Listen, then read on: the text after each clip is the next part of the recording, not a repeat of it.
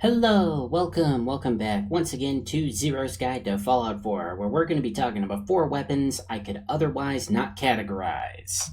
So without further ado, let's get it. And what in God's name is a dank rifle? Just be happy I didn't call it the Dankinator. Okay, we agreed not to talk about that, and you also didn't answer my question. It go choo-choo like your boy Thomas the Dank Engine.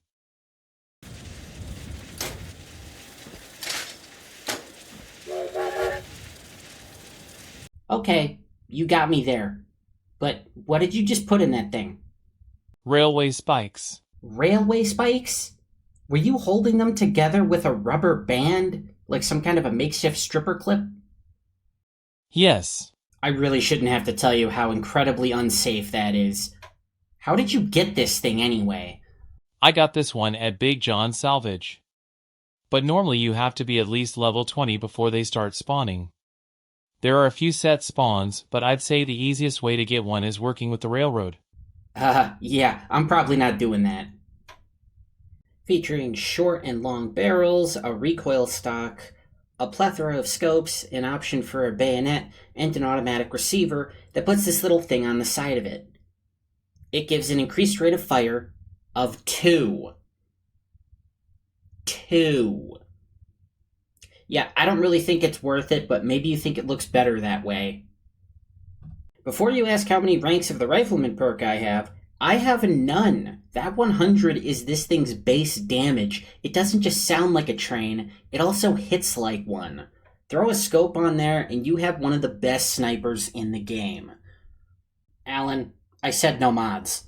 It's not a mod, it's canon. It's canon, you say. You're lucky it's illegal to fire you for making bad puns. Okay, so the barrel and grip can both be upgraded, and you can even give this thing a 3-round magazine, though it'll still use the same single cannonball reload animation. Why the hell would I use an 18th century naval cannon instead of a modern firearm? It's functionally just an oversized grenade launcher affected by heavy gunner, not demolitions expert. It's fun for a little bit, but it gets old pretty fast. Hot garbage? Well, I won't lie, that is what it looks like, so what does this thing even do? It shoots hot garbage. Please elaborate. So it's an overcharged leaf blower with a hopper on top. That can take any junk items you can think of. And that little ignition module ignites any junk fired through it. So what you're saying is, I can burn money and my enemies too? This must be how it feels to work in politics.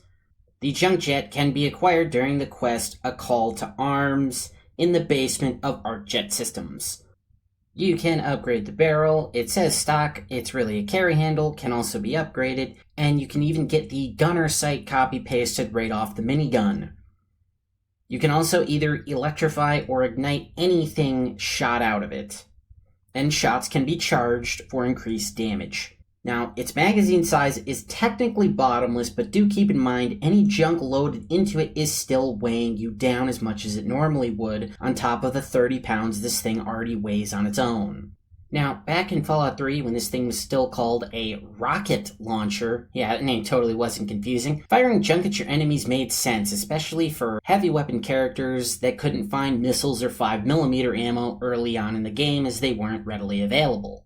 But in Fallout 4, crafting is a far more integral part of the experience and something you're going to need to do a lot, and you're likely going to need all this junk. So if you're going to use this thing, I would recommend loading it up with steel from broken down pipe guns. Ugh, I get a bad taste in my mouth just mentioning those things. Funny you say that. Why? Oh, come on! The syringe rifle or syringer is a single-shot rifle with options for 3 barrels, 3 stocks, and all the usual sights and scopes. It's a pipe gun! And did you say single shot? Single shot pipe gun. We could have had a single-barreled shotgun, which would make sense, and they gave us this instead. You know what? I'm done. See you next time when we finally start talking about DLC guns.